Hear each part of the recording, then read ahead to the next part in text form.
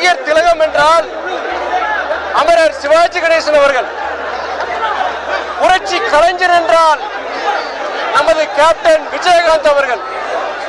எங்கள் தென் தமிழ்நாட்டில் மதுரையில் பிறந்து அவருடைய உழைப்பால் திறமையால் திரை உலகில் உச்சத்தை தொட்டவர். திரை உலகில் மட்டுமல்ல,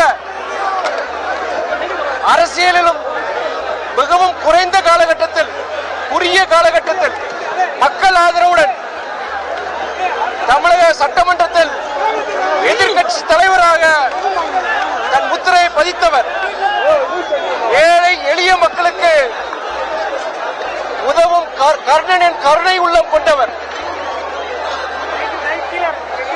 அவர் நடிகர் சங்கம் தலைவராக இருந்த பொழுது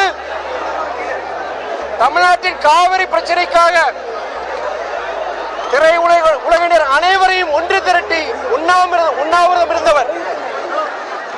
எங்கள் தலைவர் வைகோ அவர்கள் மீது அளவற்ற அன்பும் மரியாதையும் கொண்ட அவர் அரசியலில் அண்ணன் வைகோவின் ரசிகன் என்று குறிப்பிட்டவர். ஒரு நல்லவர், உத்தமர்.